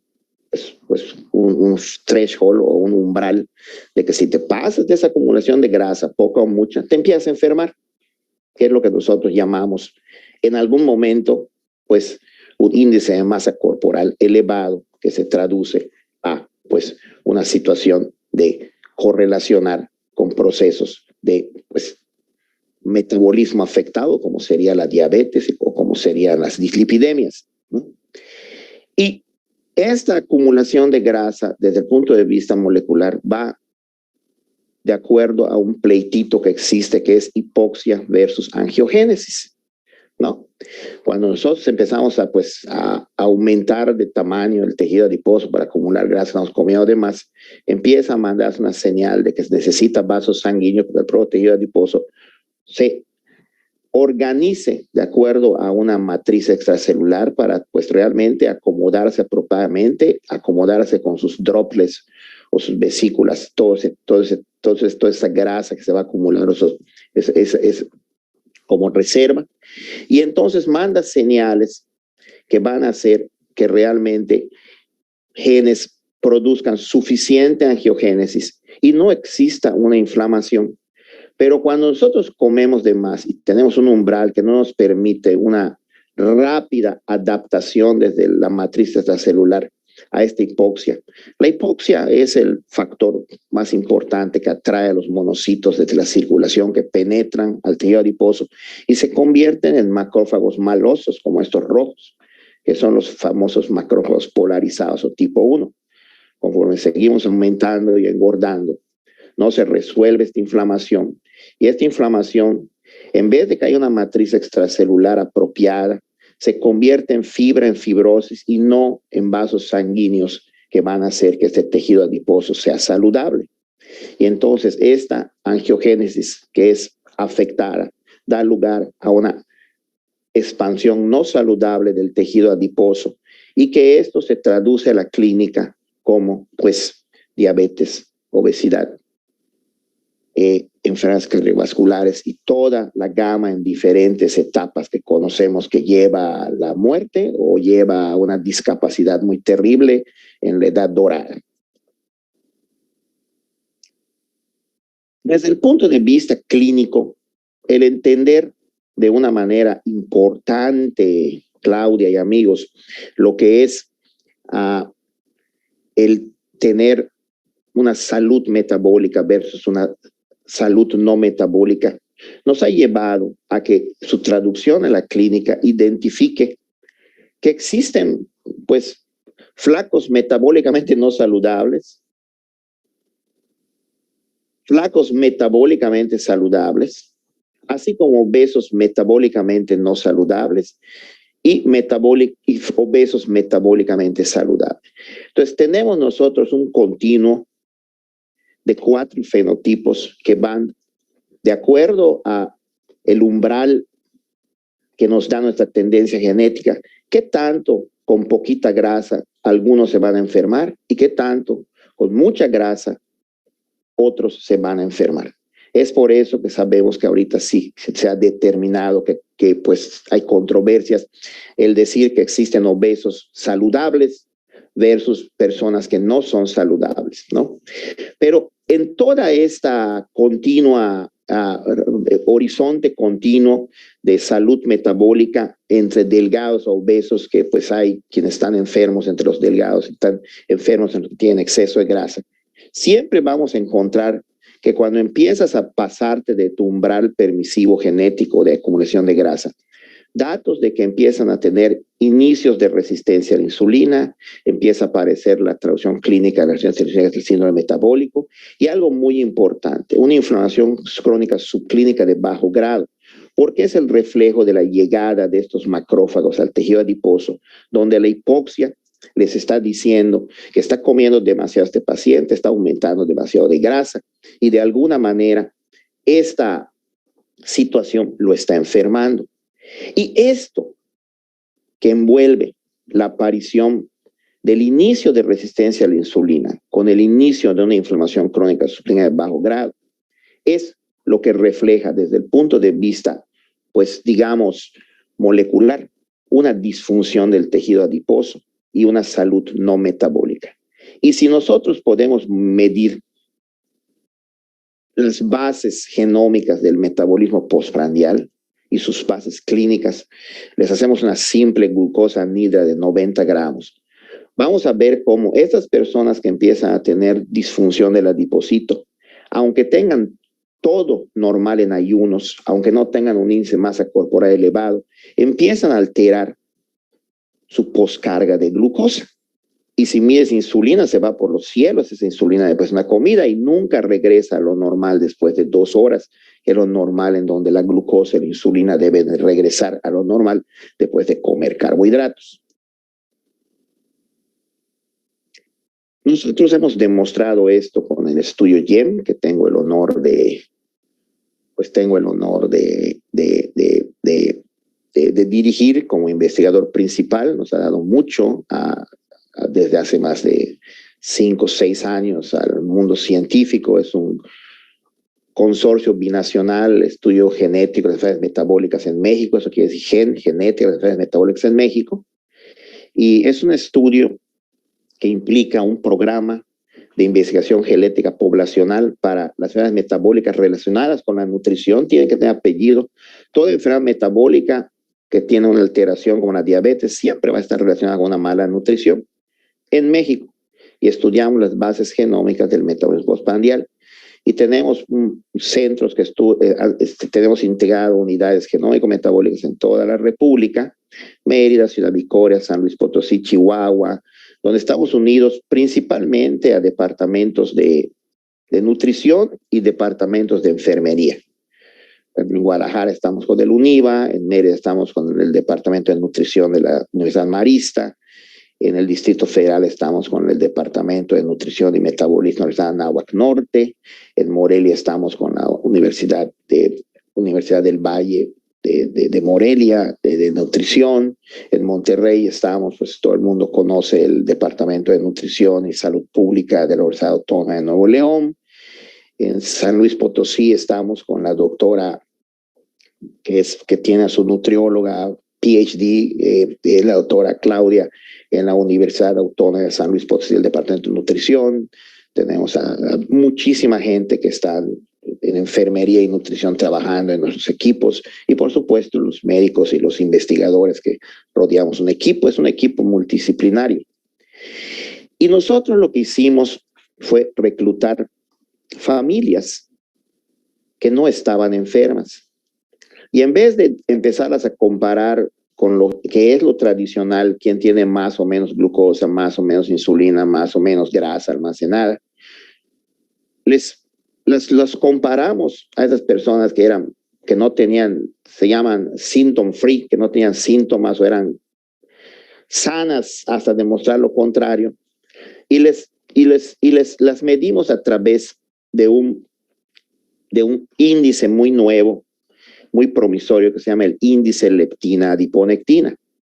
¿Por qué este índice es, pues quizá un índice que ojalá que en el momento que se valide, va a ser midiendo en ayunas leptina e insulina, va a ser muy útil en la consulta clínica, porque mide disfunción de grasa. Recuerden ustedes que pues las dos principales hormonas, los dos principales genes que producen hormonas en el tejido adiposo, que expresan proteínas hormonales, son el gen de la leptina y el gen de la adiponectina. Y si las mides en la circulación, pues te van a dar una muy buena idea de cómo está funcionando tu grasa. Se supone que este índice, mientras más elevado esté arriba de 1, más normal es. Quiere decir que tu grasa está funcionando bien. Cuando está entre 0.5 y 1, ya estás en una zona gris que empieza a hablarte de disfunción del adipocito y de salud no metabólica. Y los que tienen menos de 0.5 son los que realmente están en la categoría donde están los ya enfermos de diabetes, de hipertensión, de dislipidemias, cosas por el estilo. Les recomiendo mucho a la doctora Frubeck. Es una española de origen alemán que ha pues desarrollado este excelente índice leptina-adiponectina, y pues es el reflejo en la circulación de lo que sucede en la grasa. Cuando nosotros recolectamos a estas familias en toda la República Mexicana y les detectamos que no tenían ninguna enfermedad cardiometabólica, diabetes, hipertensión, dislipidemia, hígado graso, infartos o enfermedad cardiovascular, o que tenían tratamiento para presión arterial, lípidos o diabetes, o sea, realmente sacamos a todos los que tuvieran algo convencional de enfermedad metabólica y los dividimos. Estas personas eran personas que están entre los 18 y los 65 años de edad, caminando en la calle, que les preguntas, oye, ¿tienes diabetes? No. ¿Tienes presión? No. ¿Te sientes bien? Sí. ¿Comes de todo? Sí. No estoy gordito, nada. O sea, son gentes comunes, normales, como es la mayoría de la gente, ¿no? Pero cuando nosotros los dividimos por su índice leptina-adiponectina en nuestras bases de datos, midiéndoles postprandio, vean ustedes cómo hubo una significancia tremenda en nuestra publicación. Este es un Open Access, un artículo que acabamos de publicar. Apenas ahorita a final de año se publicó. En diciembre, finales de diciembre, es muy nuevo. Con todos nuestros datos está Open Access, solo ponen pues mi nombre, Bastarrachea RA en Google, y ponen GEM Family Story y les debe llegar gratuito al artículo y lo pueden bajar y leer. Y vean ustedes cómo que las personas que tenían un índice alto comparados con las que tenían un índice adiponectina leptina bajo, eran la minoría, porque pues la gran mayoría pues estaba saludable, porque pues, los descartamos a los enfermos. Vean ustedes cómo pues y además macheados con su edad y su peso. que es una cosa altamente significativa en un estudio, un diseño metodológico. Vean ustedes cómo su índice de masa corporal enseguida se fue hacia excesivo en los que tenían menos índice de leptina-adiponectina, su presión, sus niveles de glucosa en ayunas realmente fue una situación de 2 horas en ayunas, realmente se fue hacia arriba en las personas, su postprandio elevado 127,45, sus triglicéridos 118,50, su HDL colesterol realmente fue más bajo, o sea, más hacia riesgo, nos tenían bajo índice de leptina-adiponectina. Y lo más importante, cuando medimos inflamación crónica subclínica, la diferencia era enorme, 10 contra 19. Y cuando medimos resistencia a la insulina por índice Maxuda, que es uno de los más específicos, vean ustedes como a menor índice Maxuda, más riesgo de diabetes y enfermedades cardiovasculares, vean como hay una gran diferencia significativamente estadística. Y aquí ya no les abrumo, pero les decimos todas sus pruebas proinflamatorias, PAI, MSP1, interleuquina C, TNF-alfa. Y vean ustedes cómo pues realmente los que tenían bajo su índice metabólico, su índice de leptina-adiponectina, que habla de disfunción de grasa, estaban más afectados como riesgo para que se enfermen comparados con los que tenían un buen índice de leptina-adiponectina dentro de gentes saludables que pues tenían la misma edad y pesaban lo mismo. Y cuando nos vamos a sus áreas bajo las curvas, no hombre, es tremendo el cambio, o sea, se ve con triglicéridos, glucosa, el postprandio está altamente alterado.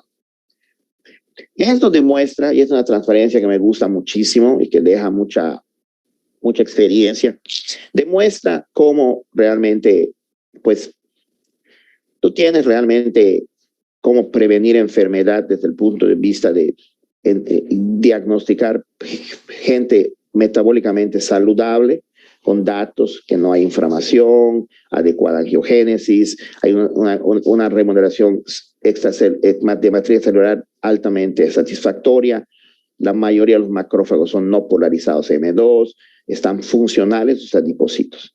Cuando empieza a haber un poco de inflamación, vean ustedes esto azulito, que es la matriz celular, cómo está presente. Pero cuando se traslada por el factor permisivo en tiempo y en comida y en aumento de grasa, y empieza a aparecer la inflamación subclínica y empieza a haber una alteración postprandial, inmediatamente empieza a disminuir el índice de leptina-adiponectina.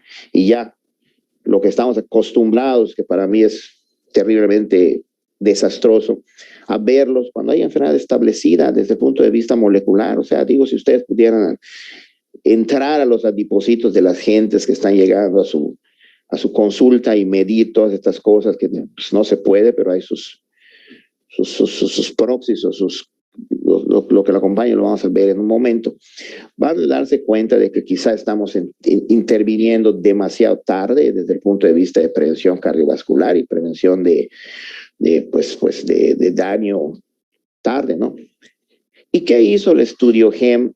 Recuerden ustedes que nosotros, de alguna manera, hemos estado bombardeados desde el punto de vista metabólico céntrico y no hemos estado bombardeados desde el punto de vista inmunocéntrico, desde el sistema inmune.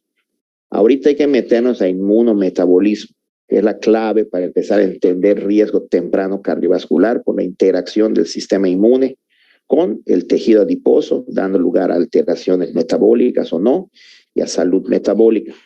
Y nos acostumbraron que en ciertos individuos existe una constelación de entidades aterogénicas, dislipidemia, hipertensión, riesgo de diabetes, obesidad visceral, cuyo denominador común es una profunda resistencia a la insulina, que da lugar a aterosclerosis, infartos y accidentes vasculares cerebrales. Esta es la definición fisiológica de resistencia a la insulina. Y su traducción clínica es el síndrome metabólico, que todos nosotros conocemos como diagnosticar un síndrome metabólico. Con el estudio YEM y con la doctora Frubeck, nosotros hemos dado un pasito atrás. Hemos determinado que en ciertos individuos, de una manera temprana, existen fenotipos del sistema inmune y del tejido adiposo, como son la adiponectina, la leptina, el PAI-1, la interleuquina 6, TNF-alfa. Y el grado de hipoxia angiogénesis que tengan y la cantidad de macrófagos polarizados, cuyo denominador común es una disfunción del tejido adiposo que da lugar a resistencia a la insulina.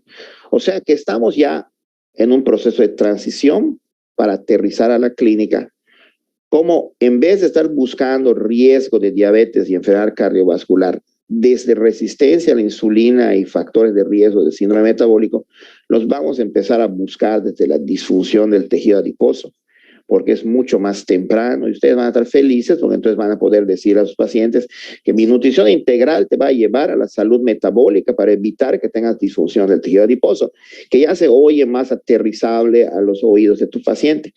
¿Y cómo diagnosticamos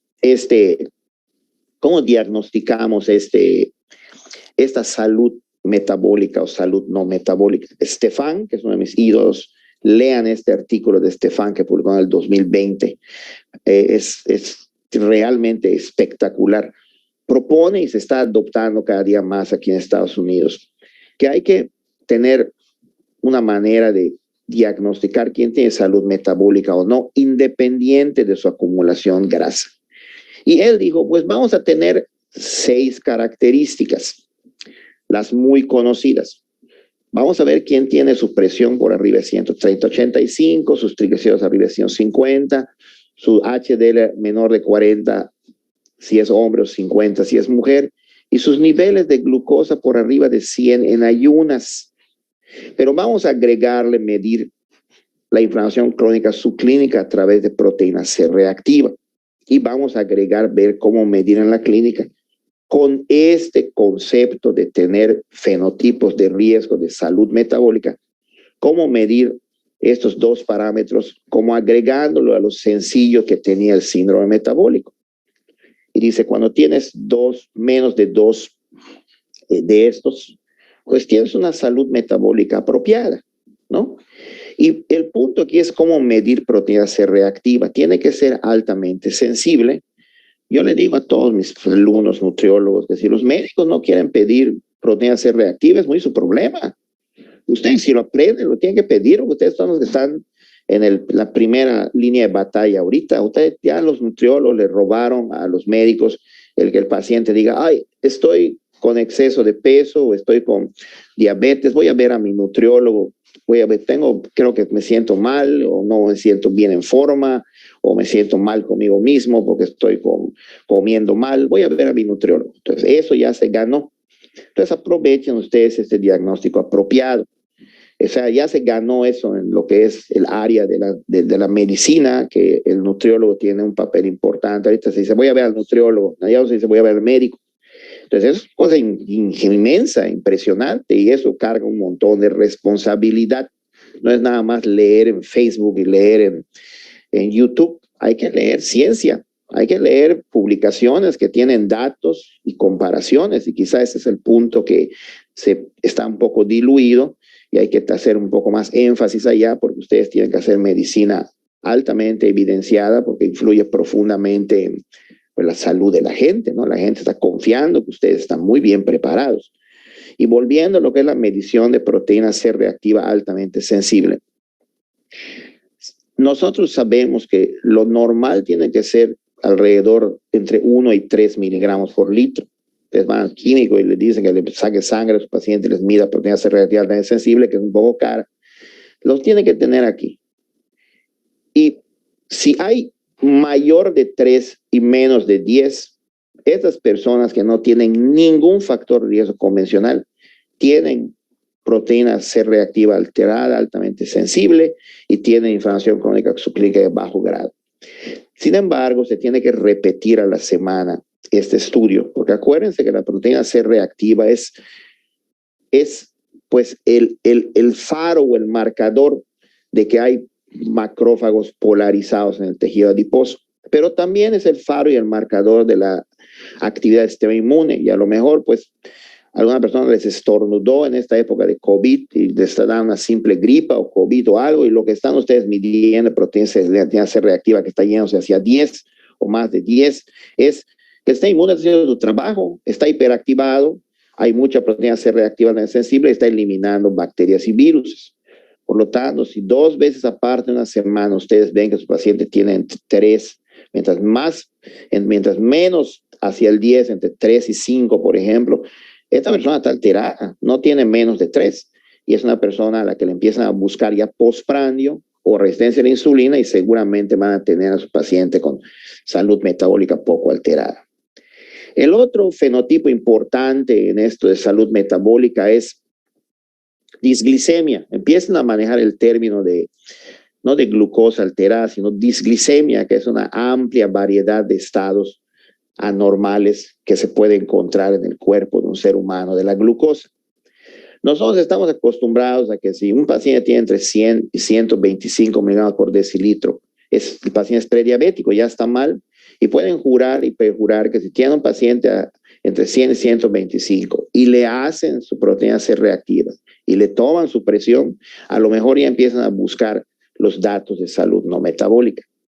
El problema es que tienen que atreverse, hay que leer a Sammy Klein, mi jefe, estudiando lo que es salud metabólica, hechos y fantasías. Es un excelente artículo que tiene Sam que explica todo esto con datos sólidos de sus investigaciones que estamos haciendo, ¿no? Y si ustedes le dan una prueba de glucosa en ayunas y luego su carga, de ayunas le miden glucosa y le dan una carga de 90 gramos de glucosa anhidra, una carga de 2 horas de glucosa y los tiene entre 140 y 199, es diabético. Pero muchísimas personas que tienen menos de 100, cuando les das esa carga, llegan a 140 y 199. Y es lo que realmente necesitamos nosotros detectar. O algo más sencillo, ahorita con solo medirles hemoglobina glucosilada A1C, y están entre 5.7 y 6.4. Ya son ultra prediabéticos y júrenme que van a tener una inflamación en su clínica porque está fallando el mecanismo que es el disparador, que es la disfunción adiposo, alterando el eje insulino-glucosa. Y si nos vamos más allá y queremos medir resistencia a la insulina, hay un índice que se llama HOMA, HOMA-IR, HOMA, el modelo hemostático mínimo, en donde, pues, una vez más, si los médicos no quieren, es su problema, miran ustedes insulina en ayunas y si se atreven, insulina a las 2 horas, van a ver cómo sube. O sea, si a las 2 horas su insulina está por arriba de 100 y el paciente tiene entre 140 y 199 de glucosa, tuvo menos de 100 ayunas, tiene una proteína C reactiva de menos de 4.7 y tiene niveles de hemoglobina glucosa de 5.7 y 6.4. Y ustedes están viendo que tiene un poquito de triglicéridos elevados y tiene un poquito de acumulación de grasa con índice de masa corporal de 28 y tiene 40 años de edad y tiene un primer fallo diabético, juren ustedes que ese paciente tiene mucho riesgo cardiovascular. Es un paciente que, independientemente de su acumulación de grasa, tiene una salud no metabólica en inicio que la va a llevar a complicarse en los próximos años. Y este HOMA que mide resistencia a la insulina es muy sencillo. Con su glucosa en ayunas, multiplicándola por su insulina en ayunas y dividiéndola entre 405, siempre van a tener un rango entre 2.6 y 3.8 de índice de HOMA.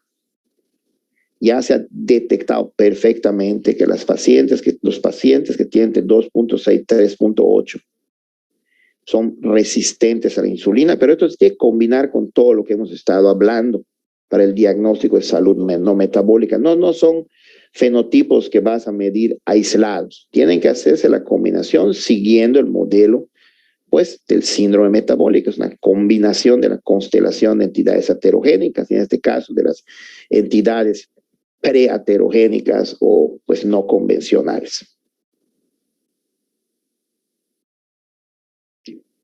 Y aquí, pues, tengo unos 15 o 20 minutos para hablarles de las implicaciones. Esto nos mete a algo que se llama la ciencia del nutrient sensing, de censar nutrientes. Si nosotros estamos ya de alguna manera muy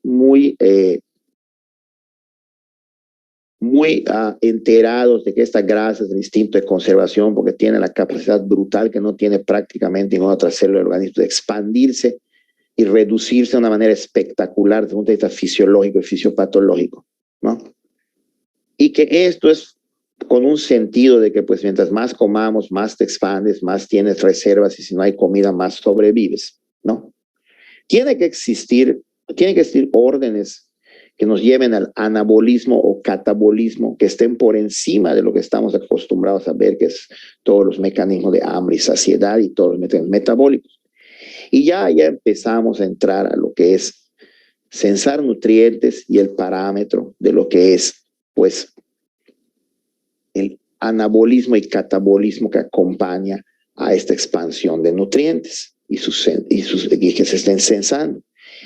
El mejor representante que dirige y que coordina como un director de orquesta el anabolismo es mTOR, que es un gen que expresa esta proteína, que es el que empieza a dirigir toda esa expansión del tejido adiposo. Y AMPK, cuando estamos en ayunas o estamos en caquexia o estamos yendo hacia que no hay substratos circulantes, sensa que no hay nutrientes y nos empieza a tratar de defender de este metabolismo, del metabolismo malo catabólico. Y esto es una situación que ustedes tienen que empezar a adentrarse mucho, porque nos lleva a entender por qué hay reobtención de pérdida de peso. Si nosotros tenemos un tejido adiposo en expansión y ya tenemos pues nuestro punto de inicio de peso corporal, que no es de 75 kilos, sino de 100 kilos, pues el cerebro está acostumbrado a que tenemos, porque le están mandando todas esas señales desde mTOR y AMPK del sistema de nutrient sensing anabólico y catabólico al cerebro, que tenemos exceso de grasa, estamos muy bien, pero seguimos comiendo y seguimos almacenando más porque es el instinto de conservación de la especie. Entonces les metemos una dieta que llámenla como quieran, low carb, ketogénica, low fat, intermitente, Weight Watchers, paleo, que lo único que tienen en común esas dietas es que causan un déficit calórico, punto. Y si tú le empiezas a meter este déficit calórico a este sistema establecido de, pues, mantener grasa para sobrevivir, pues los estás llevando a que inmediatamente el cuerpo disminuya su oxidación de grasa, disminuye su gasto energético, nos mete a la congeladora el índice metabólico en reposo y aumentan todas nuestras hormonas de saciedad para empezar a recuperar esta grasa y es lo que se llama reobtención de peso, ¿no? Antes estabas con exceso de grasa, luego la disminuiste y al final del día hay la reobtención. Y todo esto pues son mensajes que les mando para que ustedes pues analicen y vean, ¿no? Aquí está. La ciencia de la nutrición implica profundamente estos mecanismos de mTOR y AMPK, en donde están altamente coordinados por encima de lo que es todo lo que es gasto energético, los mecanismos de índice metabólico en reposo y los de hambre y saciedad. Y que en el cerebro, que tenemos los mismos genes de mTOR y AMPK, están sensando, por eso se llama la ciencia del nutrient sense, están sensando como sensa si tiene gasolina o no tu carro, AMPK, qué tanto existe bien o no glucosa que está llegando al cerebro. Es por eso que cuando pues estamos cayendo en un estado de que no hay mucha comida y estamos yendo hacia la pérdida de peso, como hacemos con las dietas y todo, pues el cuerpo empieza a través de AMPK a mandar la señal que tenemos que prepararnos para tener glucólisis, gluconeogénesis, todo para mandarle a nuestras princesas, las neuronas, glucosa para que puedan sobrevivir, ¿no? Y mTOR es el sensor proteico anabólico que cuando estamos comiendo demasiado, pues está feliz mandando al cerebro, tenemos suficiente proteína, estamos comiendo requete bien, grasas, carbohidratos, macronutrientes, vamos a almacenarlos. Entonces este es el nutrient sensing, muy sencillo, y se empiezan a complicar las cosas. Ya me quedan unos pocos minutos, no, me queda bien, estamos en 40 minutos, me quedan como 10 minutos, en donde, pues cuando todos pensábamos que ya habíamos, entendido que mTOR y AMPK son los sensores de nutrientes desde el cerebro y en la periferia para darnos a entender cómo se expande y disminuye el tejido adiposo, surge el tercer jugador, que es la vía biosintética de las exosaminas. les exhorto que lean esta vía biosintética, porque es una vía que puede al mismo tiempo metabolizar carbohidratos, nucleótidos, aminoácidos y lípidos, ¿ok? Y al parecer, esta vía de las exosaminas, el pathway de la vía biosintética de exosaminas, está íntimamente relacionada en ayudar a mTOR a que almacenemos grasa y tratar de evitar AMPK, o sea que es una vía altamente anabólica. Para entenderla, tenemos que pues entender cómo respira una célula, porque estamos hablando de mecanismos biomoleculares que luego se traducen a la clínica. O sea, yo me fui de la biología molecular a la clínica y luego estoy regresando a la biología molecular para que vean cómo está esta relación, que todo se tiene que explicar qué está pasando en tu célula y sobre todo en el adipocito, en el músculo y en el hígado. Y nosotros sabemos, porque lo sabemos de memoria, de que cuando pues nosotros pues comemos y llega la glucosa al músculo, pues inmediatamente esta glucosa en el citoplasma hay glucólisis y se va a convertir en piruvato.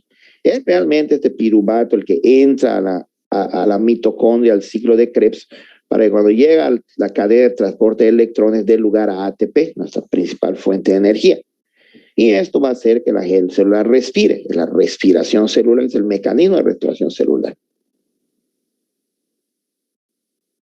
La vía biosintética de exosaminas desvía la glucosa de irse a glucólisis y para que entre al ciclo de Krebs, no se va a piruvato. Y a través de GFAT, que es un gen, una enzima que la convierte en glutamina en glutamato, la convierte en glucosamina 6-fosfato. Y este es el primer paso para que esta vía de las exosaminas ya no permita que se utilice la vía normal de glucólisis citoplasmática y formación de ATP. Gracias a Dios, este sistema solo funciona un 2 o 3%. ¿Por qué? Porque nosotros tenemos sistemas que manejan glucosa, manejan ácidos grasos, manejan nucleótidos, pero en situaciones alteradas como es pues el exceso de grasa y sus complicaciones, esta vía está hiperactivada y está de alguna manera compitiendo con nuestras vías normales para que se sobreutilicen ácidos grasos, se sobreutilicen nucleótidos, se sobreutilicen aminoácidos. Y el problema de esta vía es que es la vía de la glucosilación y de todo lo que es la síntesis de glucolípidos que dan lugar a todos los receptores, que las membranas celulares van a estar alterados de cualquier célula, recibiendo toda la orden anabólica, ¿no? El producto final de esta vía es una enzima que es malísima, que es la OGT. ¿Por qué? Pues esta OGT es la que al final va a estar desviando un metabolismo equivocado desde el punto de vista del mecanismo de nucleótidos, carbohidratos, aminoácidos y ácidos grasos. Y que esta vía de las exosaminas influye profundamente al desviar señalizaciones, metabolismo, regulación genética, y es una de las principales vías que pues vinculan cáncer con diabetes. Aquí está. Aquí tienen ustedes cómo pues esta vía de las exosaminas a través de OGT influye profundamente en AMPK y mTOR, cuando de alguna manera empieza desafortunada persona a desarrollar cáncer para dar lugar a que se reproduzcan de una manera inmensa estas células cancerígenas y destruyan al cuerpo humano. Es la clave, esta vía de las exosaminas, para entender el vínculo diabetes y cáncer, y muchísimos medicamentos nuevos están tratando de inhibir las vías de utilización de estos sustratos en estas vías para mejorar pues esa reproducción acelerada, anormal de células cancerígenas que nos matan. Es base para entender las complicaciones de la diabetes, la patobiología de la complicación de la diabetes, lo que da lugar a microangiopatía, retinopatía, nefropatía o neuropatía, pasa por la vía de las exosaminas, como pueden ver ustedes acá. Y Las vías de las exosaminas en tiempos de COVID, caray, fueron quizá la clave para que el virus pudiera reproducirse de la manera tan brutal como lo estuvo haciendo cuando era el virus salvaje y nos mataba, y ahorita con su variante Omicron, que afortunadamente no nos mata. Una cosa importante, y con eso estoy terminando, que son mensajes. Esta vía de las exosaminas permite al virus, el virus secuestra esta vía, entonces eso evita la respiración celular cuando llega a las células pulmonares y luego se va más allá del pulmón y se va a todos los órganos. Una infección multiorgánica de este horrible virus que nos tocó vivir en esta pandemia, que se está convirtiendo en endemia lentamente, gracias a Dios. Ahorita las variantes de Omicron te infectan, pero ya no te matan. O sea, ya está volviendo endémico, y como se reproducen sumamente rápido por este mecanismo, pues es un mecanismo de secuestración de las vías exosaminas, donde el virus utiliza todo lo que es glutamina, glucosa, ácidos grasos para que se pueda formar su corona y su membrana. Lean esto, secuestro viral celular metabólico, es lo que explica esto, pues no lo saben mucho nuestros expertos en salud pública, porque una recomendación muy sencilla hubiera sido que pues después de comer, si tienes alta tu glucosa, no salgas a la calle, porque le estás dando al virus toda esa glucosa que necesita para empezar a reproducir, después de entrar a la célula pulmonar, reproducir en exceso y vencer al sistema inmune e infectarte de COVID, ¿no? Nosotros lo publicamos aquí, lo publicamos perfectamente cómo esta glucosa influyó profundamente en la replicación a través de las vías exosaminas. Es una vez más un paper en Frontiers en Endocrinology, uno de los más prestigiosos, que habla de cómo esos picos postprandiales de glucosa aún normales, peor si eras diabético o prediabético, favorecían la replicación viral de COVID-19 en exceso. Y con esa transparencia yo termino. Es una transparencia que explica también la importancia de entender las vías metabólicas, expansión del tejido adiposo, y ahorita vamos a dar nuestro mensaje. Como ustedes pueden ver, el virus entra por los receptores AC2, ¿no? Y el virus inmediatamente secuestra las vías exosaminas, y su producto final, OGT, mientras el virus está reproduciendo en exceso porque tiene ya el control de cada célula, le quita comida a la célula inmune y a la propia célula que está invadiendo. Hace un efecto doble, y cuando le quita comida quiere decir que no les permite utilizar su glucosa para glucólisis, piruvato, y que se vaya a respirar. Por eso esas gentes estaban asfixiando y les bajaba su porcentaje de oxígeno, ¿no? O sea, digo, estas son cosas biológicamente demostrables que se traducen a la clínica, ¿no? Y este OGT influye profundamente sobre los factores de inflamación que inhiben síntesis virales y que influyen profundamente sobre una expresión masiva nuclear del sistema NF-kappa beta y de una disregulación de citoquinas que dieron lugar a la tormenta de citoquinas por estos factores de inflamación terribles que provocaba esta rapto y reproducción tremenda de más azúcar. Más rápido se utilizaba la glucosa para que el virus pueda utilizar todo lo demás, más formación de viruses, más tormenta de citoquinas, más falla multiorgánica, más hiperinflamación y muerte. Y de alguna manera yo con esto termino. Le agradezco muchísimo a Claudia y a todo su grupo por la invitación. Yo los que les quise dejar como mensajes que existe cómo medir salud metabólica a través de nuevas vías que se están dilucidando. Y si ustedes se dan cuenta, el mensaje fuerte que les voy a dejar es que en ningún momento utilicé, creo que en 2 o 3 veces, la palabra obesidad. Y aquí sí les digo que es como la historia de Harry Potter. Nosotros este diciembre con mi familia aquí en Santa Bárbara, deliciosamente junto a la chimenea, estuvimos viendo todas las películas de Harry Potter y analizando la mentalidad tremenda de la escritora. Y pues decían que aquel al que su nombre no se debe de mencionar, que era el archienemigo de Harry Potter, Lord Vanderbilt, aquel horrible hombre que quería destruir la especie humana porque solo los magos vivieran, no los normales humanos. Y yo creo que entonces hay que imitar un poquito este mensaje de Harry Potter y empezar a dejarnos de mencionar quién es obeso y quién es obeso, quitarnos de la mente el que la acumulación de grasa es nuestro parámetro para medir riesgo y dar nuestras dietas, y hay que irnos más a lo que es la función o disfunción de la grasa, que pues de un plumazo elimina todo lo que es acumulación. Entonces hay que empezar a irnos a lo que es la función de la grasa desde el punto de vista de salud metabólica saludable. Yo con esto me despido, les doy las gracias por la invitación desde aquí, desde Santa Bárbara, el precioso y enigmático Santa Bárbara, que parece que estás viviendo en la película del Señor de los Anillos. Está precioso. Y pues muchas gracias, Claudia y compañías, y abro para preguntas si lo desean. Muchas gracias, doctor. Muchísimas gracias. La verdad es que, bueno, es un honor, como ya le había dicho, contar con su presencia vía virtual. Decíamos ayer que la fortuna de esta pandemia nos ha traído esto, ¿no? Que podemos tenemos el alcance del conocimiento en la palma de la mano, y pues hay que aprovecharlo porque pues así nos tocó ahora.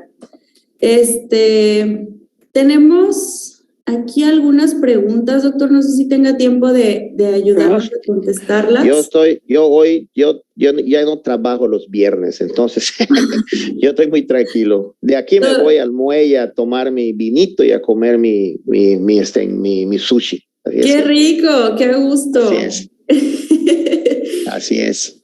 Pues qué bueno, qué fortuna. Dice muchas gracias, excelente hipótesis sobre la realización de SARS-CoV-2, también respaldada por la OR, aumentados en las personas con diabetes mellitus. Bueno, eso es una felicitación. ¿Existe alguna técnica para evitar la cadena de hormonas que ocurren ante una restricción calórica que conlleva la reobtención de peso? Por supuesto que sí. Mira, ahorita hay muchos debates sobre el plant-based versus animal-based diets. ¿Okay? Como estamos en una... por cierto, olvidé profundamente felicitar a todos mis amigos nutriólogos por su día en México. Ayer lo hice, pero lo hago ahorita. Era una de las cosas que tenía presentes, pero pues, como pues, está bien que no se meta mi gato, que aquí atrás está su Castilla. No, sí está Milo, está durmiendo Milo aquí arriba. No sé si pueden ver a mi precioso gatito. Me acompaña en mis pláticas, Milo. Entonces, me distraje y no los pude felicitar. Pero volviendo a la pregunta, por supuesto que sí. No cabe la menor duda de que una dieta que tenga más nutrientes, que no estén ultraprocesados, que se vayan mucho hacia lo que es plant-based con el aporte proteico apropiado, es lo ideal. Pero no deja en nuestras mentes detenerse el que hay que disminuir calorías y venir comiendo más calorías la persona. Empiezan muy levemente, porque hay que tener mucho cuidado, porque se va en contra de todo lo que sabemos, se vuelve un paradigma. El que si nosotros hacemos un buen recordatorio de 24 horas a nuestro paciente, empezamos a ver que no tiene una buena salud metabólica, independiente de su acumulación de grasa, para determinar función, pues no es muy inteligente estarle disminuyendo calorías por todo lo que viene de reobtención.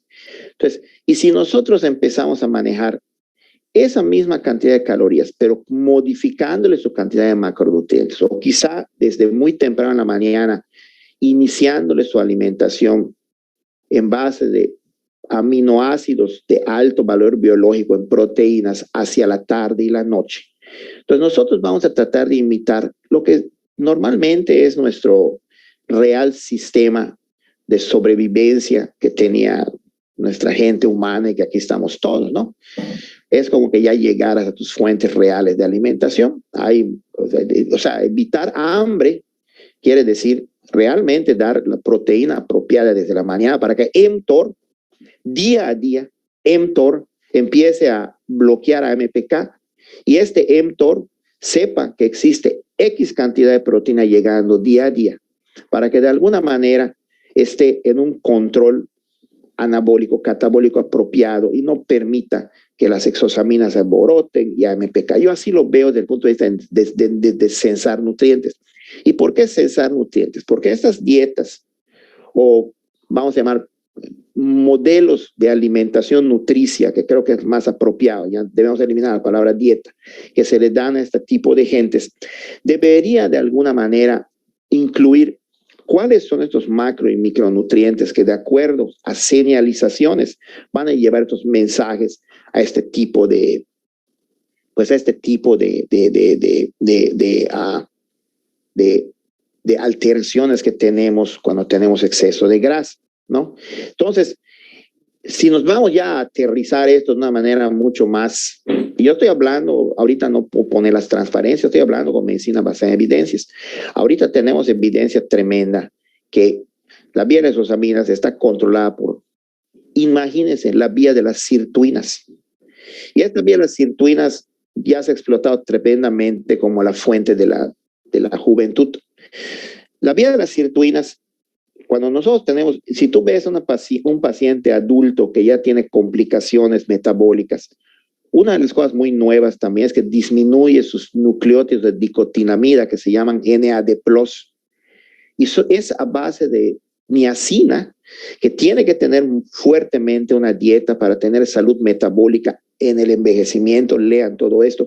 Desafortunadamente, Claudia, esta es una plática muy larga y ojalá me inviten algún día para que dé la continuación cómo estos mecanismos de sirtuina y de nicotinamida están altamente influyendo en salud metabólica hacia una vejez saludable, y es a donde nos vamos. Entonces, estas dietas necesitan contemplar, o estos patrones de alimentación, un alto aporte proteico con aminoácidos de alto valor biológico. Necesitan contemplar ya nutrientes que se sabe que se van pues a receptores en el borde del cepillo del intestino que van a mandar mensajes antiinflamatorios, y necesitan estar complementadas con este tipo de suplementos como es la niacina, que va a dar lugar a NAD+, que va no a limpiar y coordinar todo, sino a tratar de redirigir todo hacia un balance apropiado metabólico.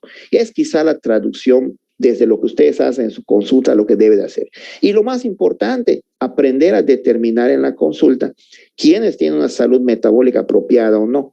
Esto va mucho más allá de una alimentación integral, como estaba hablando Dani, porque pues seguimos en estar tratando de dar un enfoque dietoterapéutico nutricional sin bases fuertes biológicas y moleculares para hacer la traducción a la clínica que nos digan estamos realmente modificando el metabolismo.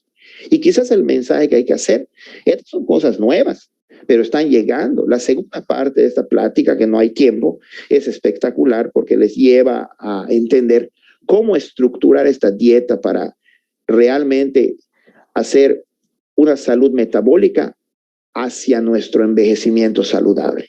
Y yo creo que es el camino a donde todos soñamos hacer, donde pues la nutrición va a ser la base, pero es una nutrición basada en no los aspectos epidemiológicos o bioquímicos de la nutrición. Epidemiológicos ponía una dieta general a un grupo de gente para bajar su peso y hacer que no tengan factores de riesgo, ni bioquímicos tratando de estar contando qué es más importante, los carbohidratos o las proteínas, sino yéndonos a lo que es utilizar los alimentos como si fueran hormonas señalizadoras a receptores. Y el día que el nutriólogo empiece a hacer estos jueguitos, va a meterse realmente a lo que es la ciencia del censar nutrientes y va a poder manipular con los alimentos la respuesta metabólica. Si esto es difícil de entender, nunca va a progresar la nutrición, jamás, y lo digo ante miles de nutriólogos de todas partes de Latinoamérica todos los días. Entonces ustedes tienen que ya meterse, los que entrenan a estos nutriólogos, a lo que es nutrient sensing y todo lo que es el control metabólico, más allá de lo que es todo lo que es el hambre y saciedad, todo lo que es los sistemas y los filtros mesocorticolímbicos, dopaminéricos que controlan esa adicción por comer, y todo lo que es, pues,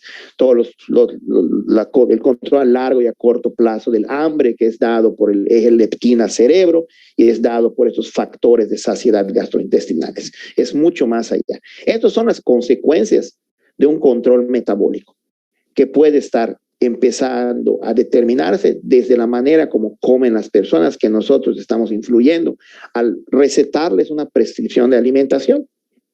Entonces yo siento que ese es el punto a donde se va la nutrición. A mí me apasiona mucho esto de nutrición y metabolismo. Estamos ahorita estudiando grandemente. Yo le quería hacer una pregunta a Dani, pero creo que no se fijaron que levanté mi mano, en donde ahorita estamos viendo que una terapia cognitiva del comportamiento, que es más o menos lo que se intenta de lo que ella habló, es mucho más efectiva con documentación para que tú puedas medir éxito o fracaso en una persona a la que la estás llevando a la salud metabólica, ¿no? Sin tanto rollo de estar mandándola al psicólogo o lo que sea. Hay que entrenarnos en esto como parte integral, porque si está fallando, no es suficiente además la educación del paciente. Hay que dar una terapia cognitiva, pues, de comportamiento alimentario y terapia cognitiva de estilo de vida. Y esto nos ha enseñado a nosotros que tú puedes tener por largo tiempo este participante, paciente, cambiándose a un estilo de vida saludable, con entonces todos los mecanismos de una nutrición integral de lo que quieras dar, pero en principios de alimentos que tienen acciones biológicas que van a influir sobre la salud metabólica apropiada, no una dieta tipo, pues, epidemiológica o bioquímica desde el punto de vista nutricional como estamos acostumbrados. Hay que empezar a hacer esa separación, y es a donde se va todo.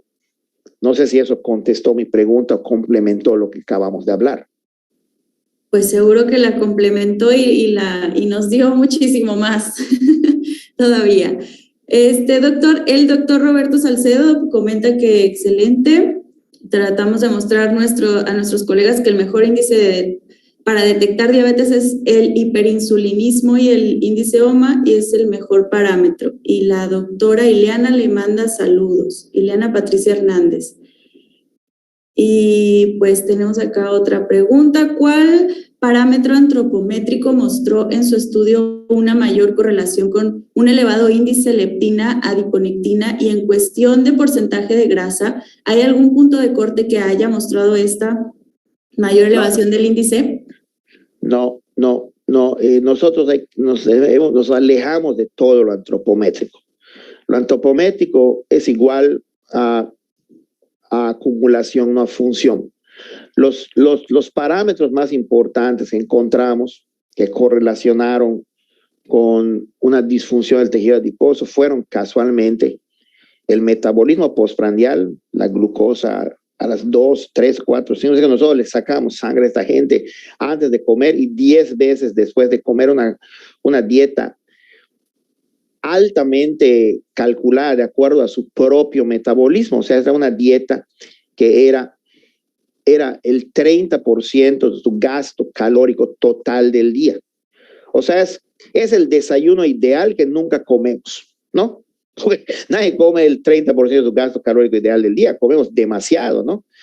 Acá a sus pacientes, esa fue la dieta específica que les pusimos, con una proporción perfecta de carbohidratos, grasas y proteínas, y que después de 5 horas que les estuvimos midiendo, encontramos todo esto. O sea, pues es un estudio muy difícil, muy complicado.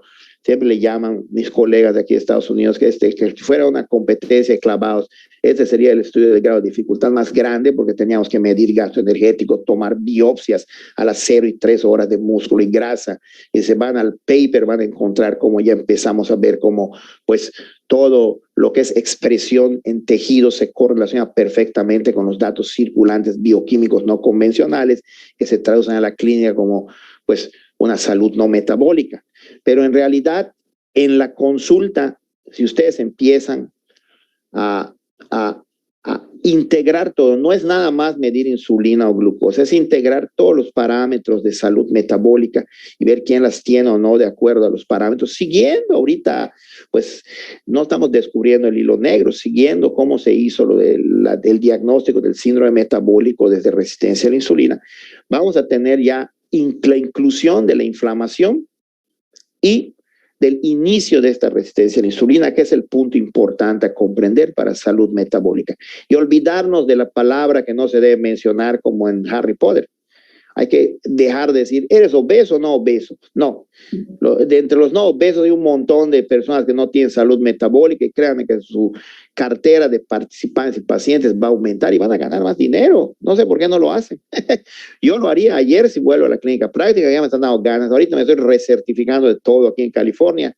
Tengo mis dedos llenos de moretones porque estoy empezando a sacar sangre y metiéndome en todo. Mis recertificaciones de ayer, por primera vez después de 20 años, le saqué sangre a 2 personas, a 3 personas, fallé en una y le di a 2. Ya estoy volviendo, porque estoy trabajando en investigación y en animales, tenía todo mi equipo que hacían de todo.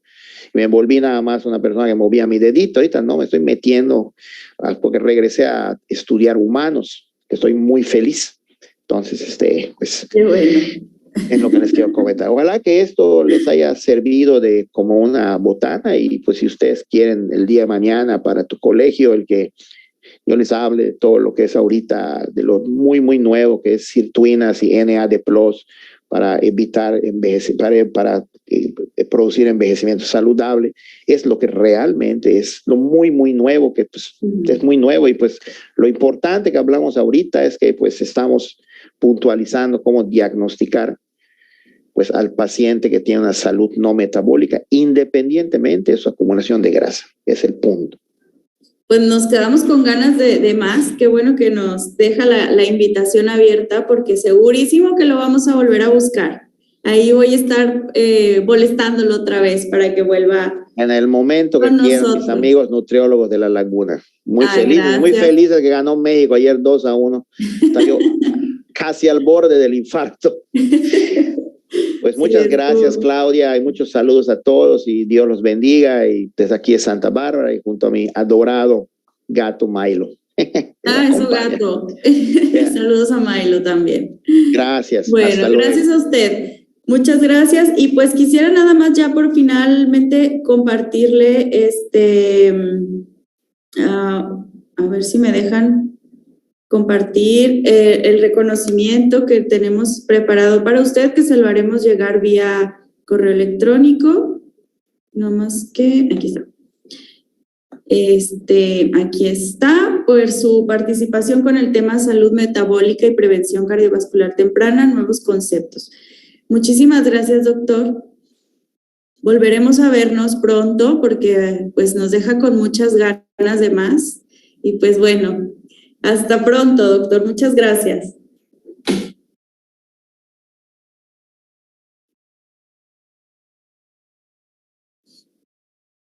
Continuamos con nuestro programa.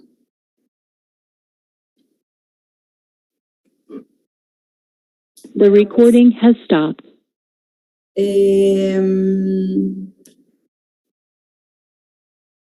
Estamos ya no nos dio más tiempo de hacer más preguntas, una disculpa por eso, pero vamos justos en tiempo y pues, bueno, para continuar, tenemos unos 15 minutos, no, tenemos una hora de receso. Entonces, bueno, los vamos a dejar que tomen algún refrigerio, los invitamos a su cocina o a su oficina a tomar un cafecito, a distraernos un poco.